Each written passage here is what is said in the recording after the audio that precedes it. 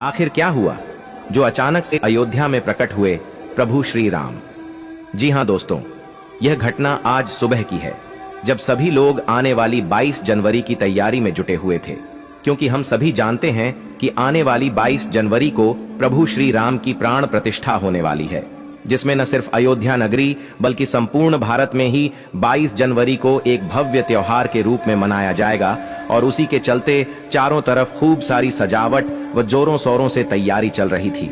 लेकिन इस बीच एक से एक घटनाएं भी अयोध्या नगरी में घट रही है, जिसमें सर्वप्रथम गिद्धों के झुंड की घटना देखी गई, जिन्हें जटायु जी का रूप बताया गया था।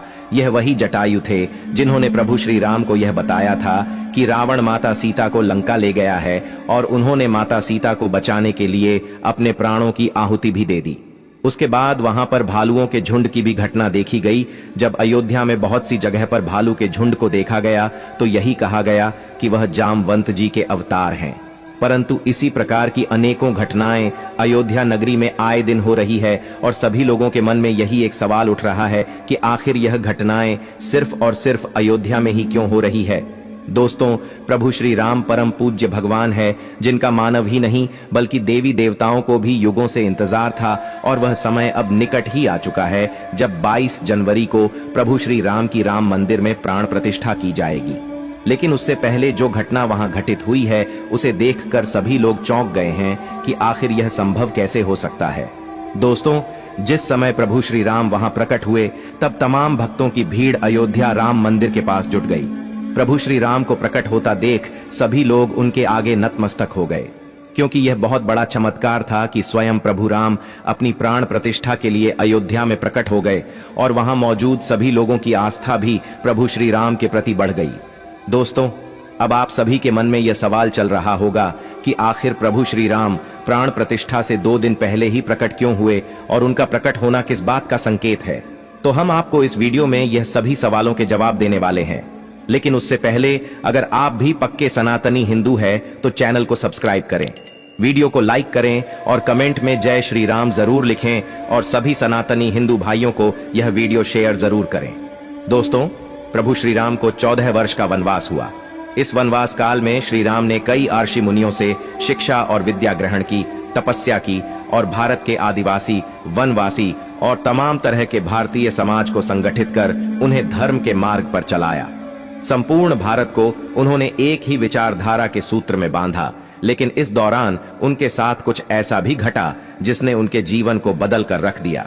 रामायण में उल्लेखित और अनेक अनुसंधानकर्ताओं के अनुसार जब भगवान श्री राम को वनवास हुआ, तब उन्होंने अपनी यात्रा अयोध्या से प्रारंभ करते हुए रामेश्वरम और उसके बाद श्रीलंका में समाप्त की। इस दौरान उनके साथ जहां भी जो घटा, उनमें से 200 से अधिक घटना स्थलों की पहचान की गई है।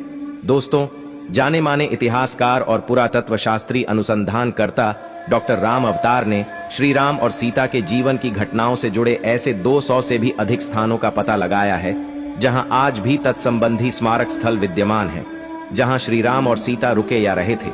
वहां के स्मारकों, भित्ति चित्रों, गुफाओं आदि स्थानों के समय काल की जांच पड़ताल वैज्ञानिक तरीकों से की। दोस्तों, श्री राम द्वारा जल समाधि लेने की घटना को हिंदू दलितों का धर्मांतरण करने वाले आलोचकों ने आत्महत्या करना बताया।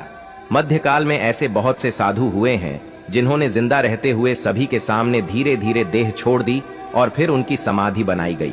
राजस्थान के महान संत बाबा रामदेव ने जिंदा समाधि ले ली थी, तो क्या हम यह कहें कि उन्होंने आत्महत्या कर ली? दोस्तों, अयोध्या आगमन के बाद राम ने कई वर्षों तक अयोध्या का राजपाट संभाला, और इसके बाद गुरु वशिष्ठ व ब्रह्मा ने उनको संसार से मुक्त हो जाने का आदेश दिया। एक घटना के बाद उन्होंने जल समाधि ले ली थी। सरयू नदी में श्री राम ने जल समाधि ले ली थी। अश्विन पूर्णिमा के दिन मर्यादा पुरुषोत्तम राम ने अयोध्या से सटे फैजाबाद शहर के सरयू किनारे जल समाधि लेकर महाप्रयाण किया। श्री राम ने सभी की उपस्थिति में ब्रह्म मुहूर्त में सरयू नदी की ओर प्रयाण किया। उनके पीछे थे उनके परिवार के सदस्य भरत, शत्रुघ्न, उर्मिला, मांडवी और श्रुतिकीर्ति।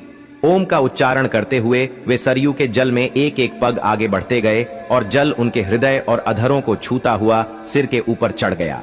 दोस्तों, जब भी कोई अवतार जन्म लेता है तो उसके कुछ चिन्ह या लक्षण होते हैं, और उसके अवतार होने की गवाही देने वाला कोई होता है।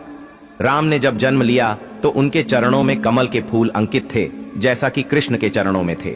राम के साथ हनुमान जैसा सर्वशक्तिमान देव को होना इस बात की सूचना है कि राम भगवान थे।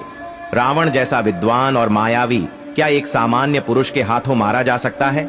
इन सबको छोड़ भी दें तो ब्रह्मर्षि वशिष्ठ और विश्वामित्र ने इस बात की पुष्टि की कि राम सामान्य पुरुष नहीं, भगवान हैं, और वह भी विष्णु के अवतार।